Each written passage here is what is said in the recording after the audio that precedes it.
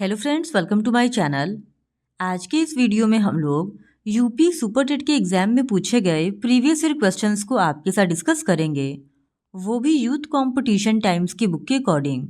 और इसके पहले की वीडियोस में भी हमने यूपी सुपर टेट के एग्जाम में पूछे गए प्रीवियस ईयर क्वेश्चंस को आपके साथ डिस्कस किया है। अगर अभी तक आपने उन वीडियोज़ को नहीं देखा है तो उन वीडियोज़ का लिंक आपको डिस्क्रिप्शन बॉक्स में मिल जाएगा, आप उसे जाके देख सकते हैं। तो बिना देरी किए चलिए आज का ये वीडियो स्टार्ट करते हैं। तो इससे पहले की वीडियो में हमने 6 जनवरी 2019 के एग्ज़ाम में पूछे गए 100 क्वेश्चंस का डिस्कशन आपके साथ कर लिया था। आज हम लोग अपना डिस्कशन क्वेश्चन नंबर 101 से करेंगे। तो क्वेश्चन नंबर 101 है, निम्नलिखित में से कौन सा योजक चिन्ह है? तो इस क्वेश्चन का सही जवाब हो जाएगा ऑप्शन सी। भावों तथा विचारों को स्पष्ट करने के लिए जिन चिन्हों का उपयोग वाक्य के बीच में या अंत में किया जाता है उन्हें विराम चिन्ह कहते हैं। और हिंदी में कुछ प्रचलित विराम चिन्ह हैं, जैसे पूर्ण विराम, अल्प विराम, प्रश्नवाचक चिन्ह, विस्मयबोधक चिन्ह, योजक चिन्ह और उद्धरण चिन्ह। फिर क्वेश्चन नंबर 102, बुद्धिमान शब्द किस संवर्ग में है? तो इस क्वेश्चन का सही जवाब होगा ऑप्शन बी, विशेषण। बुद्धिमान शब्द विशेषण के अंतर्गत रखा जा सकता है क्योंकि यह बुद्धि की परिपूर्णता रूपी विशेषता को लक्षित करता है। फिर क्वेश्चन नंबर 103, कवि का स्त्रीलिंग है। तो इस क्वेश्चन का सही जवाब होगा ऑप्शन सी, कवयित्री। कवि का स्त्रीलिंग कवयित्री होता है। फिर क्वेश्चन नंबर 104, यहाँ पे संस्कृत का क्वेश्चन पूछा गया है, एक श्लोक दिया है और उसी से रिलेटेड क्वेश्चन पूछा है। तो इस क्वेश्चन का सही जवाब हो जाएगा ऑप्शन बी, साधवो। फिर क्वेश्चन नंबर 105, सूर्योदय पद में प्रयुक्त समास है। तो इस क्वेश्चन का सही जवाब होगा ऑप्शन सी, तत्पुरुष। सूर्योदय में तत्पुरुष समास है। फिर क्वेश्चन नंबर 106, नीलोत्पलम में कौन सा समास है? तो इस क्वेश्चन का सही जवाब है ऑप्शन डी, कर्मधारय।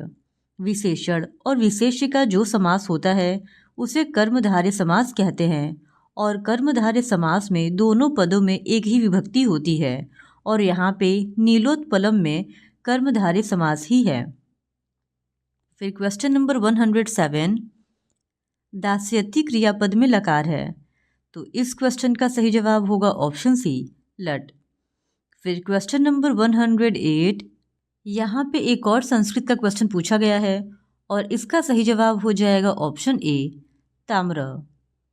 फिर क्वेश्चन नंबर 109, पितृस्वसा का अर्थ है। तो इस क्वेश्चन का सही जवाब होगा ऑप्शन ए, बुआ। पितृस्वसा का अर्थ बुआ होता है। फिर क्वेश्चन नंबर 110, गम धातु लट लकार मध्यम पुरुष बहुवचन का रूप है। तो इस क्वेश्चन का सही जवाब होगा ऑप्शन सी, गम्यस्यथ। फिर क्वेश्चन नंबर 111, माहेश्वर सूत्रों की संख्या है। तो इस क्वेश्चन का सही जवाब होगा ऑप्शन ए, 14। माहेश्वर सूत्रों की रचना आचार्य पर्णी ने की थी, जिनकी कुल संख्या 14 है। फिर क्वेश्चन नंबर 112, गा पद में विभक्ति वचन है। तो इस क्वेश्चन का सही जवाब होगा ऑप्शन बी, द्वितीय बहुवचन। फिर क्वेश्चन नंबर 113, हसंती पद में प्रत्यय है। तो इस क्वेश्चन का सही जवाब होगा ऑप्शन सी, सत्रिय। फिर क्वेश्चन नंबर 114 टू 115 तक के लिए इंग्लिश का एक पैसेज दिया गया है और इस पैसेज को पढ़कर पूछे गए क्वेश्चंस को सॉल्व करने हैं। तो ये रहा वो पैसेज और इस पैसेज से रिलेटेड पहला क्वेश्चन है, which of the following is most opposite in meaning of the word deplete as used in the passage? तो इस क्वेश्चन का सही जवाब हो जाएगा ऑप्शन ए, रीजनरेट। डिप्लीट का मतलब होता है कम करना या समाप्त करना, वहीं इसका अपोजिट हो जाएगा रीजनरेट, और रीजनरेट का मतलब होता है पुनः शुरू करना। फिर question number 115, according to the author ideology in the context of economics. तो इस क्वेश्चन का सही जवाब हो जाएगा option B, has barely yielded any result. फिर question number 116, Fill in the blank with the correct pronoun in the following sentence. One should love dash country. तो इस क्वेश्चन का सही जवाब हो जाएगा option C, one's. One should love one's country, ये सही सेंटेंस है. फिर question number 117. The number of vowel and consonant sound in English is indicated respectively by. तो इस क्वेश्चन का सही जवाब होगा ऑप्शन डी, 20 एंड 24. इंग्लिश में कॉन्सोनेंट साउंड होता है 24 और वॉवेल साउंड है 20. यहाँ पे कॉन्सोनेंट और वॉवेल नहीं पूछा है, बल्कि कॉन्सोनेंट साउंड और वॉवेल साउंड पूछा है. इसी वजह से वॉवेल साउंड हो जाएगा 20 और कॉन्सोनेंट साउंड हो जाएगा 24. फिर question number 118. Identify the direct narration of the given sentence. Atul informed his friend that he could make use of his bike while he was away. तो इस क्वेश्चन का सही जवाब हो जाएगा option C. Atul said to his friend, you can make use of my bike while I am away. फिर question number 119. Identify the part of speech of the underlined word in the following sentence. He is intelligent enough to solve this sum. तो इस जो sentence है इसमें underline word क्या है, कौन सा पार्ट ऑफ स्पीच है, ये बताना है. तो इस क्वेश्चन का सही जवाब हो जाएगा ऑप्शन बी, एडजेक्टिव. एनफ जो है वो यहाँ पे एडजेक्टिव है. फिर question number 120. Find out the subject in the following sentence. On the top of the hill lives a hermit. तो इस क्वेश्चन का सही जवाब हो जाएगा ऑप्शन बी, अ हर्मिट. फिर question number 121. In the following sentence, change the verb to the past tense. She hides her face for shame. तो इस क्वेश्चन का सही जवाब होगा ऑप्शन सी, hid. फिर question number 122. Identify the type of sentence given below. How well she sings. तो इस question का सही जवाब होगा ऑप्शन डी, एक्सक्लामेटरी. दिया गया जो सेंटेंस है वो एक्सक्लामेटरी है. फिर question number 123. Which of the following sentence is correct.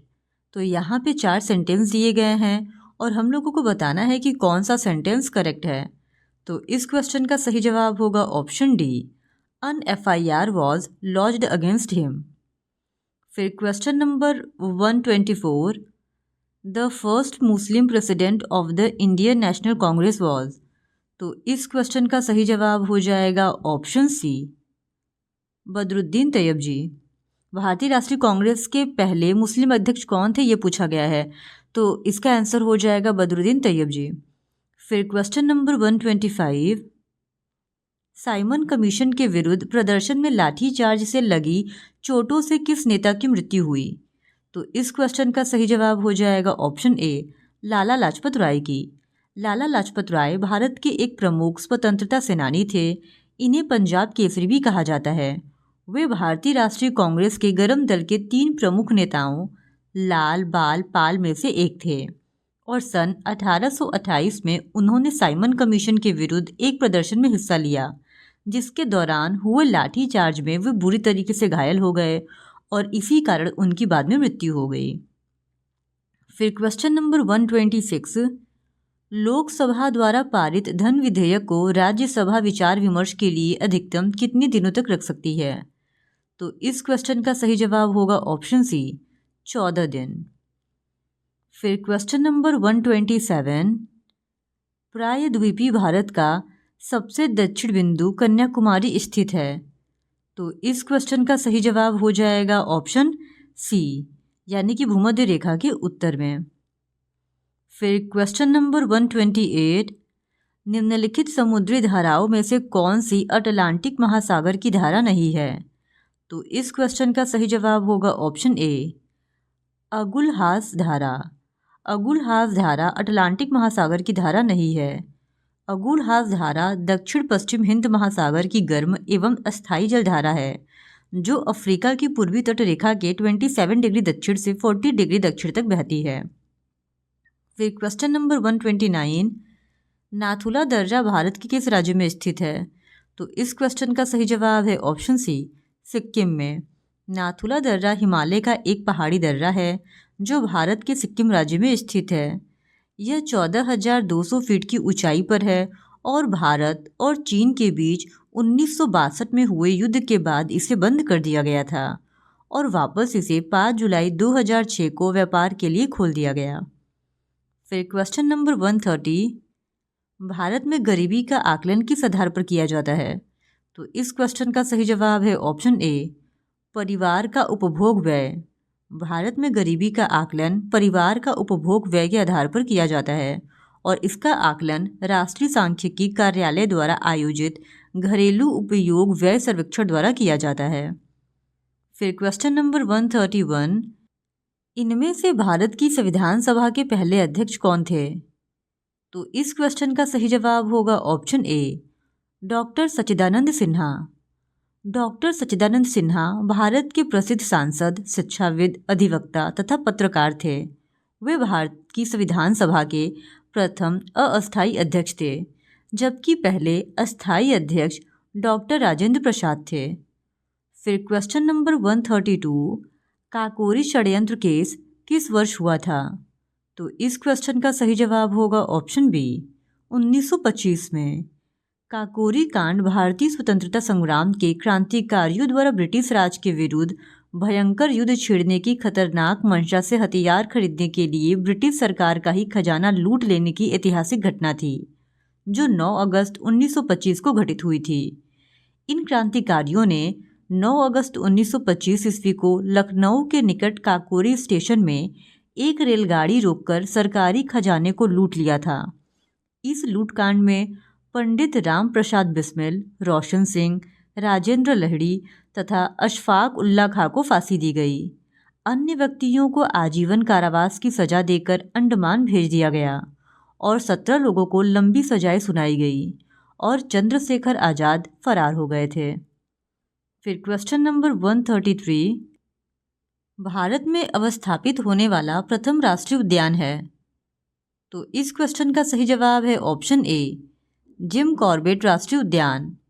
Bharat में अवस्थापित होने वाला प्रथम एवं पुराना राष्ट्रीय उद्यान जिम कॉर्बेट राष्ट्रीय उद्यान है, जो उत्तराखंड के नैनीताल जिले में स्थित है और इसे 1936 ईस्वी में लुप्तप्राय बंगाल बाघ की रक्षा के लिए हेली नेशनल पार्क के रूप में स्थापित किया गया था।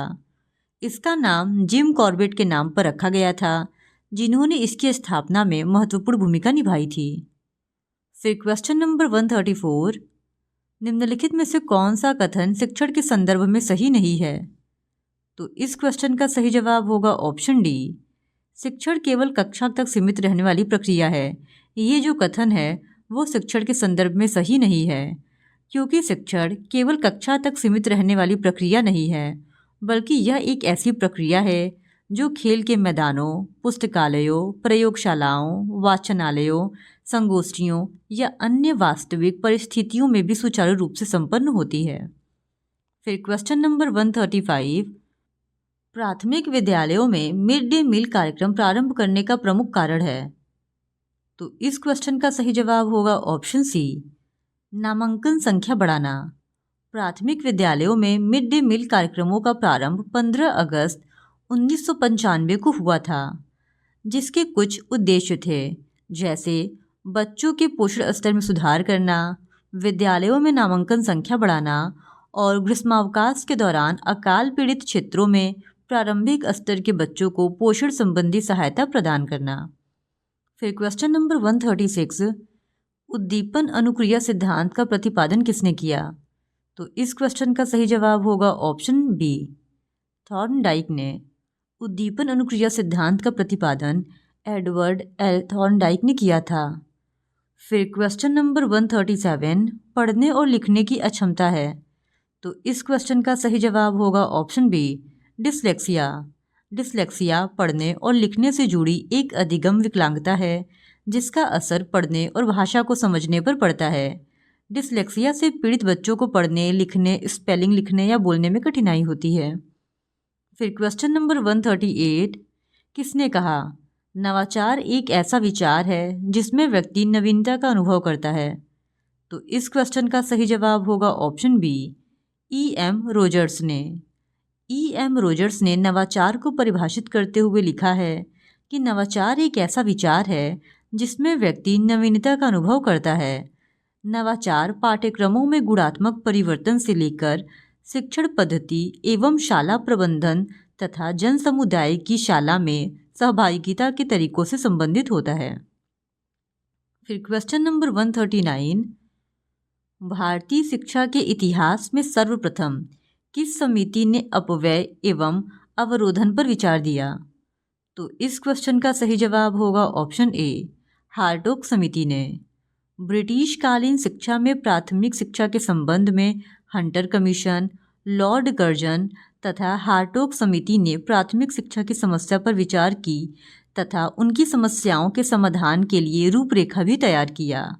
हार्टोग समिति ने प्राथमिक शिक्षा में अपव्यय एवं अवरोधन की समस्या पर प्रकाश डाला और कहा कि भारत में एक बड़ी संख्या में छात्र प्राथमिक शिक्षा पूर्ण किए बिना प्राथमिक शिक्षा बीच में ही छोड़कर चले जाते हैं, इसलिए उन्हीं बच्चों को शिक्षा प्रदान किया जाए जो उसके योग्य हो। फिर क्वेश्चन नंबर 140, परम शून्य स्थित होती है। तो इस क्वेश्चन का सही जवाब है ऑप्शन डी, आनुपातिक स्केल में। आनुपातिक स्केल में अंतरित स्केल के सभी गुणों के साथ साथ परम शून्य या वास्तविक शून्य की संकल्पना निहित रहती है, और परम शून्य वह स्थिति है जिस पर कोई गुण पूर्ण रूप से अस्तित्व विहीन हो जाता है, जैसे लंबाई, भार, दूरी का मापन आनुपातिक मापन है। फिर क्वेश्चन नंबर 141, पाठ प्रस्तावना कौशल का मुख्य संघटक क्या है? तो इस क्वेश्चन का सही जवाब है ऑप्शन ए, पूर्व ज्ञान। पाठ प्रस्तावना कौशल के मुख्य संघटक निम्न हैं। पहला, पूर्व ज्ञान से संबंध। दूसरा, प्रेरणा हेतु उपयुक्त युक्ति व शैक्षिक साधनों का चयन। तीसरा, छात्रों में रुचि जगाना। चौथा, प्रश्नों में तारतम्यता। और पांचवा, उद्दीपन प्रभाव। फिर क्वेश्चन नंबर 142, एनसीईआरटी द्वारा राष्ट्रीय पाठचर्या की रूपरेखा कब प्रस्तुत की गई? तो इस क्वेश्चन का सही जवाब है ऑप्शन सी, 2005 में। एनसीईआरटी द्वारा राष्ट्रीय पाठचर्या की रूपरेखा सन 2005 में प्रस्तुत की गई और इसके मार्गदर्शी सिद्धांत निम्न हैं। पहला, ज्ञान को स्कूल के बाहरी जीवन से जोड़ा जाए। दूसरा, पढ़ाई को रटंत्र प्रणाली से मुक्त किया जाए। तीसरा, पाठचर्या पाठ्य पुस्तक केंद्रित न होकर बाल केंद्रित हो। चौथा, कक्षा कक्ष को गतिविधियों से जोड़ा जाए। पांचवा, राष्ट्रीय मूल्यों के प्रति आस्थावान विद्यार्थी तैयार हो। और छठवां, अधिगम को बाहरी परिवेश से जोड़ा जाए। फिर क्वेश्चन नंबर 143, शैक्षिक प्रशासन उपयुक्त शिक्षार्थियों को उपयुक्त शिक्षकों द्वारा समुचित शिक्षा प्राप्त करने योग्य बनाता है, जिससे वे उपलब्ध अधिक साधनों का उपयोग करके अपने प्रशिक्षण से सर्वोत्तम को प्राप्त करने में समर्थ हो सके। यह परिभाषा दी गई। तो यह परिभाषा दिया था वेलफेयर ग्राम द्वारा। वेलफेयर ग्राम ने शैक्षिक प्रशासन को परिभाषित करते हुए कहा कि शैक्षिक प्रशासन उपयुक्त विद्यार्थियों को उपयुक्त शिक्षकों द्वारा समुचित शिक्षा प्राप्त करने योग्य बनाता है, जिससे वे उपलब्ध अधिक साधनों का उपयोग करके अपने प्रशिक्षण को सर्वोत्तम ढंग से प्राप्त करने में समर्थ हो सकें। फिर क्वेश्चन नंबर 144, भारतीय पुनर्वास परिषद की स्थापना किस उद्देश्य से हुई थी? तो इस क्वेश्चन का सही जवाब होगा ऑप्शन सी, दिव्यांगजन की शिक्षा। भारतीय पुनर्वास परिषद यानी रिहैबिलिटेशन काउंसिल ऑफ इंडिया को एक पंजीकृत सोसाइटी के रूप में 1986 में स्थापित किया गया था। सितंबर 1992 को भारतीय पुनर्वास परिषद अधिनियम संसद द्वारा पारित किया गया, जिसके द्वारा यह एक सांविधिक निकाय के रूप में 22 जून सन 1993 को अस्तित्व में आया और इसके कुछ उद्देश्य थे। पहला, देश भर में सभी प्रशिक्षण संस्थानों में विभिन्न स्तरों पर प्रशिक्षण पाठ्यक्रमों का मानकीकरण एवं नियमन करना। दूसरा, दिव्यांगों के पुनर्वास के संदर्भ में देश में और देश के बाहर प्रशिक्षण पाठ्यक्रम चलाने वाले प्रशिक्षण संस्थाओं और विश्वविद्यालयों को मान्यता देना चाहिए। फिर क्वेश्चन नंबर 145, विकासात्मक दिशा का नियम सम्मिलित करता है। तो इस क्वेश्चन का सही जवाब होगा ऑप्शन सी, ए और बी दोनों को। विकासात्मक दिशा का नियम मस्तिष्काधोमुखी नियम और निकट से दूर का नियम, इन दोनों को ही शामिल करता है। मस्तिष्काधोमुखी विकास क्रम का अर्थ है कि सबसे पहले मस्तिष्क क्षेत्र, फिर धड़ क्षेत्र तथा सबसे अंत में पैर क्षेत्र में शरीर के विभिन्न अंगों का विकास होता है। और इसी तरह निकट से दूर के विकास क्रम के अनुसार पहले केंद्र में स्थित अंगों की रचना व नियंत्रण होता है, उसके बाद केंद्र से दूर स्थित अंगों की रचना व नियंत्रण होता है। फिर क्वेश्चन नंबर 146, मार्गरेट मीड के अनुसार व्यक्तिक भिन्नताओं के लिए सर्वाधिक महत्वपूर्ण कारक है। तो इस क्वेश्चन का सही जवाब होगा ऑप्शन डी, सांस्कृतिक। मार्गरेट मीड के अनुसार व्यक्तिक भिन्नताओं के लिए सर्वाधिक महत्वपूर्ण कारक सांस्कृतिक कारक है। मार्गरेट मीड अमेरिका की सांस्कृतिक नृवैज्ञानिक थी और सैद्धांतिक रूप से मीड का विमर्श अपनी सहयोगी विद्वान और मित्र रूथ बेनेडिक्ट की तरह ही मनोवैज्ञानिक मानवशास्त्र की श्रेणी में आता है। फिर क्वेश्चन नंबर 147, ब्रेल लिपि के जनक हैं। तो इस क्वेश्चन का सही जवाब होगा option B, Louis Braille. Braille लिपि विश्व भर में नेत्रहीनों के द्वारा पढ़ने और लिखने में छूकर व्यवहार में लाया जाता है। इस लिपि का आविष्कार वर्ष 1821 में एक नेत्रहीन फ्रांसीसी लेखक लुई ब्रेल ने किया था। ये अलग अलग अक्षरों, संख्याओं और विराम चिन्हों को दर्शाते हैं। विश्व ब्रेल दिवस 4 जनवरी को प्रत्येक साल मनाया जाता है। फिर क्वेश्चन नंबर 148, प्राचीन अनुबंधन का सिद्धांत किसने दिया? तो इस क्वेश्चन का सही जवाब है ऑप्शन सी, पावलोव ने। प्राचीन अनुबंधन सिद्धांत का प्रतिपादन इवान पी पावलोव ने किया था। इन्होंने अपना प्रयोग कुत्ते पर किया और पावलोव वास्तविक रूप से रूस के एक शरीर वैज्ञानिक थे जिन्होंने पाचन क्रिया की दहिकी का गहन अध्ययन किया था। फिर क्वेश्चन नंबर 149, हेरिडेटी जीनियस नामक पुस्तक किसके द्वारा लिखी गई है? तो इस क्वेश्चन का सही जवाब है ऑप्शन बी, गाल्टन के द्वारा। हेरिडिटी जीनियस नामक पुस्तक फ्रांसिस गाल्टन द्वारा लिखी गई है। फ्रांसिस गाल्टन जीव सांख्यिकी के संस्थापक माने जाते हैं और फ्रांसीसी गाल्टन यह जानना चाहते थे कि पिता से पुत्र में और फिर पौत्र में इसी भांति पीढ़ी दर पीढ़ी किसी गुण विशेष का संचरण किस प्रकार होता है। इसलिए उन्होंने 2 नियमों का प्रतिपादन किया। पहला, पैतृक वंशानुक्रमण का नियम और दूसरा, वंश अवनति का नियम। फिर क्वेश्चन नंबर 150, निम्नलिखित में से कौन सा कारक बालक के विकास को प्रभावित करता है? तो इस क्वेश्चन का सही जवाब होगा ऑप्शन डी, उपयुक्त सभी। किसी बालक के विकास को अंतःस्रावी ग्रंथियाँ, पौष्टिक भोजन और रोग तथा चोट, ये सभी चीज़ें प्रभावित करती हैं। इसके अलावा शुद्ध हवा तथा प्रकाश, पारिवारिक परिस्थितियाँ, बुद्धि, वंशानुक्रम, यौन विभेद और संस्कृति, ये भी किसी बालक के विकास को प्रभावित करने वाले प्रमुख कारकों के अंतर्गत आते हैं। इस प्रकार आज के इस वीडियो में हमने यूपी सुपर टेट 2019 के एग्ज़ाम में पूछे गए सारे प्रीवियस ईयर क्वेश्चंस को आपके साथ डिस्कस कर लिया है। और अगर आप इसी तरह यूपी सुपर टेट के और भी प्रीवियस ईयर क्वेश्चंस या प्रैक्टिस क्वेश्चंस को देखना चाहते हैं तो please do subscribe to my channel and like this video. Thank you very much.